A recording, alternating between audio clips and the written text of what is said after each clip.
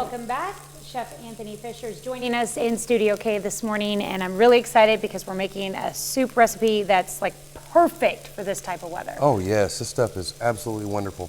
So we're gonna make grandma's chicken and dumpling soup. And basically what you're gonna do is you're gonna start out with a mirepoix setup, which is 2 cups of onions, 1 cup of carrots, 1 cup of celery, all cut to the same size. And you're gonna put that right into a pot with a little bit of fat, whether it be olive oil or butter. And it doesn't matter which one you choose to use. I've even done it with bacon.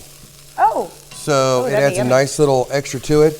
And you're gonna put it in here and you're just gonna let it sweat down a little bit. We're gonna let it get all nice and soft and tender and let the flavors marry together and just enjoy the smell. Mm-hmm. And we can turn it towards the camera there, maybe get a shot of what everything's looking like when your onions start to color. Yes, when you just start to get the color on your onions is just about right.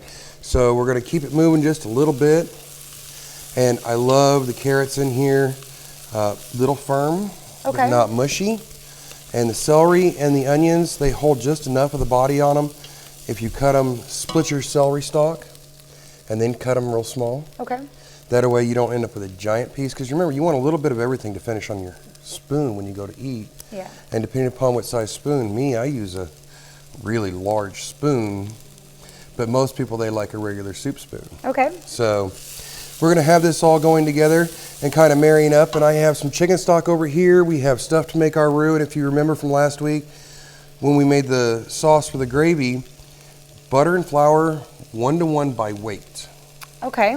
So if you have 2 tablespoons of butter, you need to weigh that 2 tablespoons of butter so that you can get the exact same amount of flour in there so you have an even thickness. Okay. So we have a little bit going right here. My butter's melting down.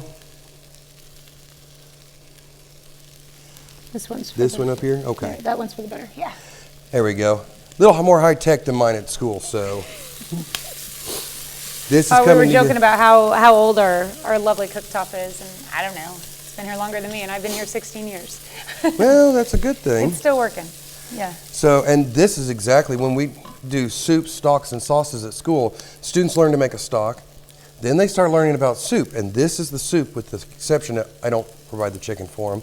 But Simon Market's given us some beautiful smoked chicken, and he does this up. You can get the dark meat, you can get the chicken breast, whatever you want. Just give them a call, let them know what you need. I prefer to put the dark meat in my dumpling soup. It's a texture thing for me. Okay. So we got this all ready to go. Our butter's melting down. We're almost ready to go all the way across the board on everything. So now we're gonna add our stock to our vegetables. Okay. And you're gonna add about 2 quarts of stock.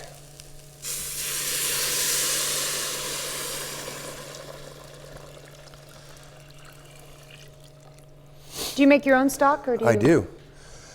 A little more. There we go. And you were telling me, I think it was last week actually, the difference between stock and broth. Yes. Broth is made with more meat trimmings than it is the actual bones. Stock is mirepoix, the celery, carrots, and onions, and sachet, which is herbs that you like, salt, pepper, and chicken bones. There you go. Or beef bones, whichever avenue you're looking to go. But now we have everything coming together. You can almost smell the beautiful goodness inside of there. So we're going to turn the heat up on it because we want it to come to a boil so that when we add our roux to it, it starts to thicken. Okay. So we're going to start working on the roux? Yes, we're going to take melted butter. We're going to add some flour in here. And yes, I know I should measure this since we're here, but I've done it enough times. I kind of just instinctively know where I want to be with it. I always have trouble, like the roux, making sure you don't burn it.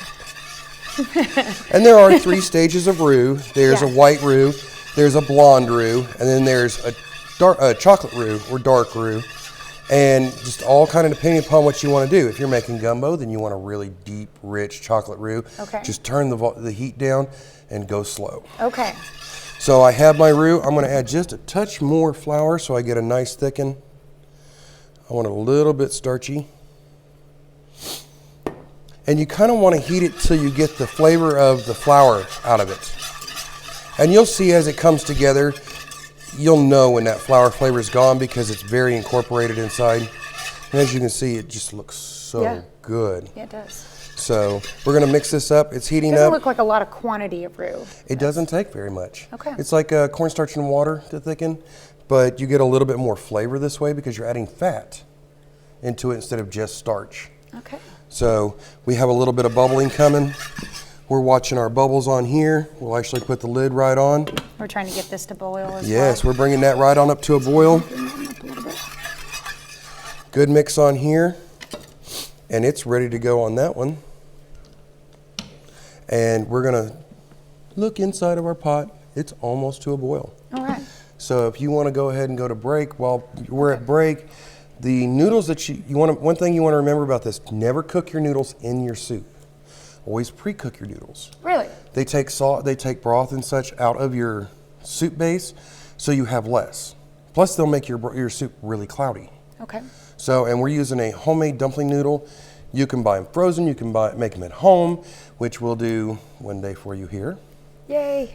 But we're gonna get those ready to go, and we'll get our roux into our stock pot, and Okay. we'll show the rest of I it. think we're about to put that in there. We'll do that when we go to break. And we will be back after these messages to finish off Grandma's chicken dumpling soup. We'll be right back.